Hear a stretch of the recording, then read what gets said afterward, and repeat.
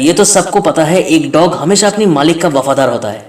लेकिन आज हमारी कहानी का हीरो बैग सिर्फ अपनी मालिक का वफादार ही नहीं, अपनी हिम्मत के जरिए जंगल के एक राजा बनकर एक नई कहानी लिखने की कोशिश की है। इस कहानी का हीरो बैग सेंटा क्लेरा में एक डिस्ट्रिक्ट जज का डॉग था। वो बहुत ही शैतान था। पूरे घर को तहस नहस करने में उसे एक सेकंड नहीं लगता था, जिसकी वजह से उसके मालिक हमेशा परेशान रहता था। अब जिस दिन जज का जन्मदिन था, उस दिन घर में एक बहुत बड़ा पार्टी चल रहा था। जहां सब लोग एक तरफ फोटो खींचने में बिजी था, तो वही दूसरी तरफ बैग पूरी डाइनिंग टेबल को कबाड़खाना बनाने में कोई कसर नहीं छोड़ा। अब सब कुछ देखकर जज इतना ज्यादा गुस्सा हो गया कि बैग को सजा देने के लिए उसे पूरी रात घर के बाहर रखने का फैसला किया। दूसरी तरफ सब जगह में एक न्यूज तेजी से फैल रहा था। उत्तरी दिशा अलास्का में कहीं ना कहीं सोना दफन है, जिसे ढूंढने के लिए लोग डॉग्स का इस्तेमाल कर रहा था, क्योंकि लोग डॉग्स को बागी खींचने के लिए इस्तेमाल करता था। अब इसके लिए हर तरफ डॉग्स की स्मगलिंग चल रहा था और इस बार बैग उनका शिकार था। उस रात बैग जब घर के बाहर बैठा था, तो कुछ लोगों ने बैग को चालाकी से एक बक्से में बंद करके उस जगह से लेकर चला गया। अब बैग जोर जोर से चीख तो रहा था, लेकिन कोई उसकी आवाज़ सुन नहीं पाया। कुछ घंटे बाद जब उस बक्से को खोला गया, तो बैग ने देखा वो एक तहखाने में बंद है और उसके सामने लाठी लेकर एक इंसान खड़ा है। अब बैग जब भागने की कोशिश की, तो उस इंसान ने बैग को बहुत मारा, इसलिए बैग मजबूरन चुप करके सो गया। उस जगह पर सिर्फ बैग ही नहीं, और भी डॉग्स कैद था। लेकिन बैग बाकी डॉग्स की तरह नहीं था। उसने फिर से भागने की कोशिश की और इस बार बैग किसी तरह उस तहखाने से निकल तो गया, लेकिन बाहर आते ही देखा वो एक जहाज पर था और अपने घर से काफ़ी दूर था। अब उस जहाज से उतरने के बाद बैग एक नई दुनिया में कदम रखने वाला था। उसने कभी बर्फ़ नहीं देखा, लेकिन आज बैग उसी बर्फ़ के ऊपर से चल रहा था। अब बैग फिर से भागने की कोशिश की और कुछ देर जाने के बाद वो एक बूढ़ा आदमी से जाकर टकराया। उसका नाम था जॉन।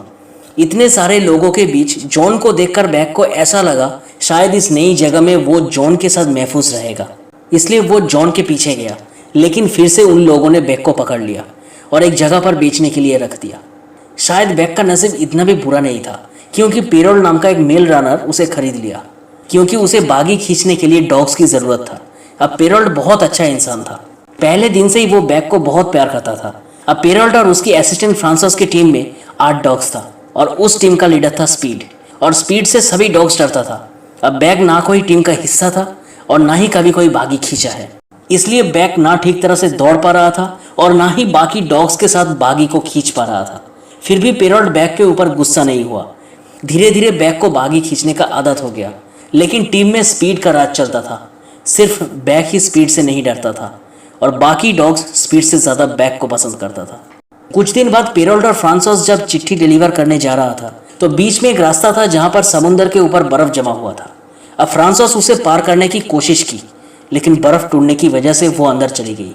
अब दूसरी तरफ पेरोल्ट उसे बचाने के लिए दौड़ लगाया, लेकिन उससे पहले बैग फ्रांसिस को बचाने के लिए अंदर कूद गया और किसी तरह बचा भी लिया, लेकिन बैग बाहर नहीं आ पाया। अब पेरोल्ट बैग को बचाने के लिए बर्फ को तोड़ने की कोशिश की, लेकिन तोड़ नहीं पाया। फिर किसी ने उसे एक लाठी लगा दिया ताकि वो बर्फ की उस लेयर को तोड़ सके। फिर अचानक जब वो पीछे मुड़कर देखा, तो बैग खड़ा था। बैग बहुत ही शैतान था। अब बैग को सभी प्यार करता था, जिसे देखकर स्पीड बहुत गुस्सा हो गया। वो बाकी डॉग्स के सामने बैग को लड़ने के लिए चुनौती दी। पहले तो स्पीड बैग को घायल कर दिया, लेकिन बैग इतनी जल्दी हार मानने वालों में से नहीं था। उसने दोबारा स्पीड के ऊपर हमला किया और उसे हरा भी दिया। अब स्पीड को शायद हार मंजूर नहीं था, इसलिए स्पीड उस जगह को छोड़कर चला गया। अब अगले सुबह पेरोल्ट स्पीड को बहुत ढूंढा, लेकिन वो नहीं मिला। स्पीड तो नहीं था, तो फिर बागी को कौन लीड करेगा। अब बैग सामने आकर बैठ गया।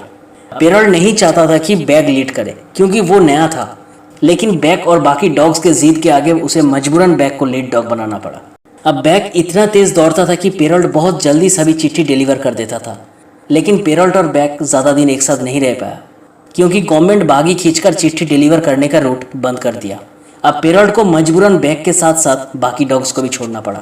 अब कुछ ही दिन जाने के बाद एक आदमी सोना ढूंढने के लिए अपने परिवार के साथ अलास्का आया था। उसका नाम था हेल। उसने बैग के साथ साथ बाकी डॉग्स को भी खरीद लिया बागी को खींचने के लिए। हेल बहुत ही बुरा आदमी था।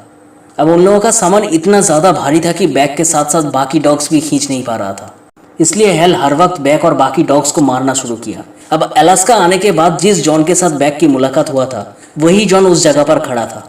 वो हेल की हाथ से बैग को बचाने की कोशिश की, लेकिन हेल बहुत ही जिद्दी आदमी था। उसने जॉन को कहा, मैं ये सारे डॉग्स एक मोटी रकम देकर खरीदा है, तो मेरे रास्ते से दूर ही रहो। इसलिए जॉन को मजबूरन वहां से जाना पड़ा।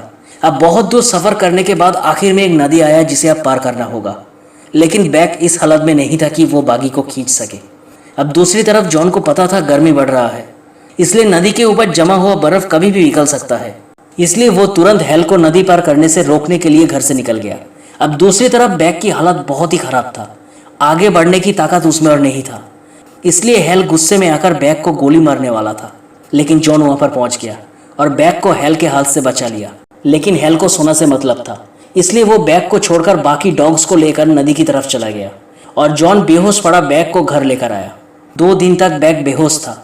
जब उसे होश आया तो वो बाकी डॉग्स को ढूंढना शुरू किया, लेकिन जॉन ने कहा गर्मी की वजह से बर्फ पिघल चुका है, शायद सब नदी में डूबकर मर गया होगा। अब तुम चाहो तो यहाँ से जा सकते हो। लेकिन बैक जॉन के पास रुक गया। जॉन अपनी बेटे को खोने की गम में हमेशा शराब पीता था। अब शराब पीते देखकर बैक शराब की बोतल बाहर फेंक दिया। अब धीरे धीरे जॉन और बैक की दोस्ती बढ़ने लगा। जॉन की बेटे जॉन के साथ एक रोमांच सफर पे जाना चाहता था, इसलिए अपनी बेटे की आखिरी ख्वाहिश पूरी करने के लिए वो बैक के साथ निकल पड़ा। लेकिन दूसरी तरफ हेल भी जिंदा था और उसे लग रहा था जॉन उसे इसलिए रोकना चाहता था ताकि वो अकेले सारा सोना ले सके। इसलिए वो सोना ढूंढने और जॉन को मारने निकल पड़ा। अब दूसरी तरफ उस रोमांच सफर में बैक एक नई दुनिया में पहुंच चुका था, जहां उसका मुलाकात एक भेड़िया से हुआ। धीरे धीरे वो भेड़िया के उस झुंड का हिस्सा बन रहा था। जॉन सब कुछ देखने के बाद उसने सोचा शायद बैक को आज अपना परिवार मिल गया, लेकिन मुझे अपनी दुनिया में लौटना होगा। जॉन बैक को कहा तुम्हें मेरे साथ लौटने की कोई ज़रूरत नहीं है, तुम अब एक परिवार का हिस्सा हो और शायद ये जंगल ही तुम्हारी दुनिया है। बैक जॉन को छोड़कर नहीं जाना चाहता था, लेकिन जॉन को पता था इंसानी दुनिया उसके लिए महफूज नहीं है, उसे एक गुलाम की ज़िंदगी जीना पड़ेगा। उसने बैक को कहा जाओ तुम आज से आज़ाद हो, एक नई कहानी की शुरुआत करो। बैक उस जगह से जाते ही कुछ घंटे बाद हेल जॉन को ढूंढते हुए उस जगह पर पहुंच गया। अब जॉन और हेल के बीच हाथापाई में उस जगह पर आग लग चुका था। दूर से बैक सब कुछ देखकर तुरंत उस जगह पर पहुंच गया।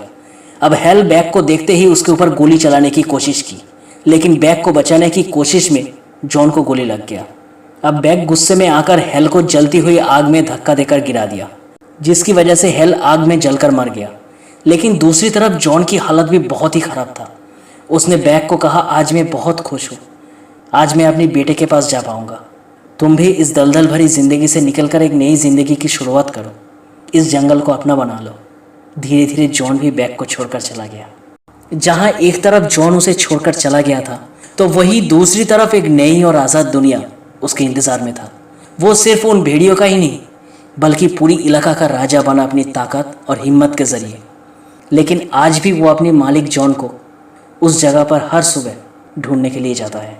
शायद जॉन सही था, क्योंकि इस दुनिया में हेल जैसा इंसान 10 में से 8 मिल जाएगा, लेकिन जॉन जैसा इंसान 10 में से सिर्फ 2 ही मिल जाए तो बहुत बड़ी बात है। और इस दुनिया में डॉग्स को दोस्त की तरह नहीं, मालिक का वफादार जानवर कहकर बुलाया जाता है, और यही सच है।